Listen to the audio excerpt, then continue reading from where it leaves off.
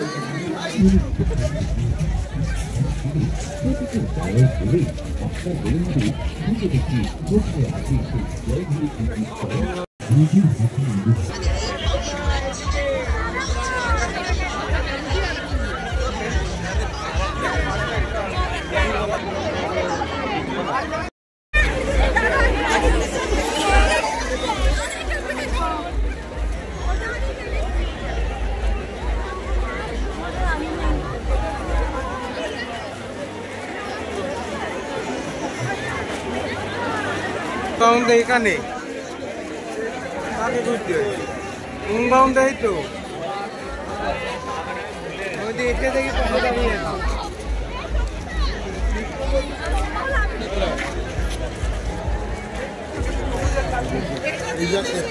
যেখানে করে চলো ওইদিকে নাহলে তাড়াতাড়ি বন্ধ।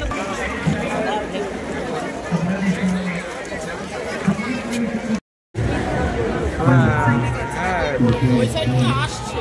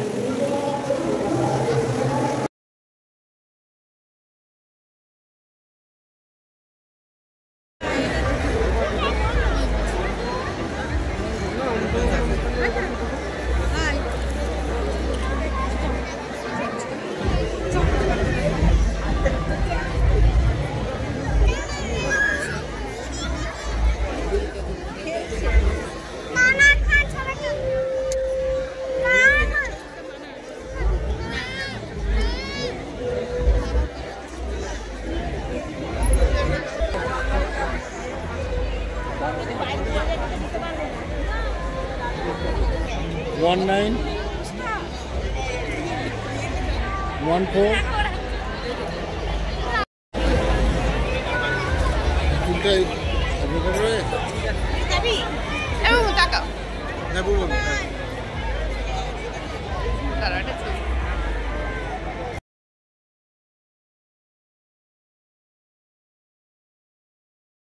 তো যীশু খ্রিস্টের অনেক ছবি তোমাদের সাথে শেয়ার করলাম, আর কতটা মেলায় ভিড় হয়েছে সেটাও তোমাদের সাথে শেয়ার করলাম।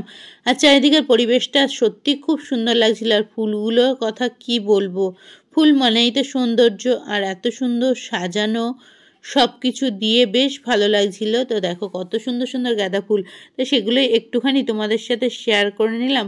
আর বেশি কথা বললাম না, আজকের মেলাটাই কিন্তু তোমাদের সাথে শেয়ার করেছি বেশি। আর গাছগুলো সত্যি মন ভরে যাচ্ছিল দেখে।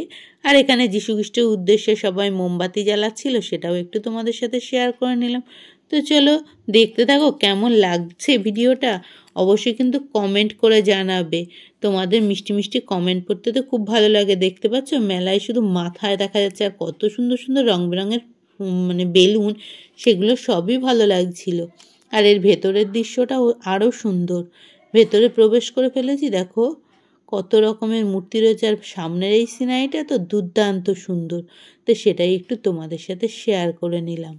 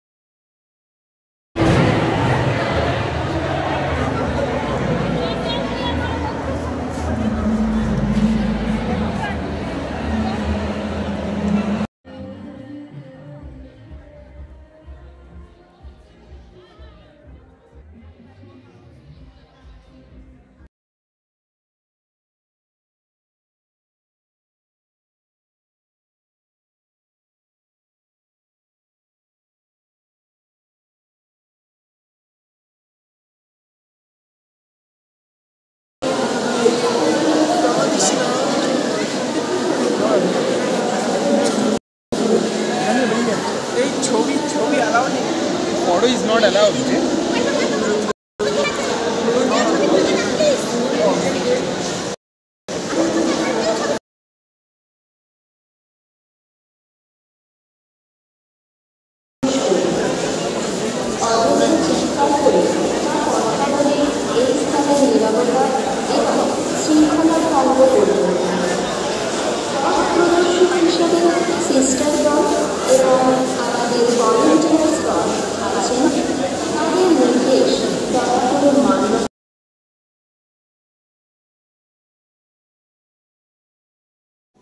আমরা মেলা থেকে চলে এসেছি, বাসের জন্য অনেকক্ষণ অপেক্ষা করতে হয়েছে।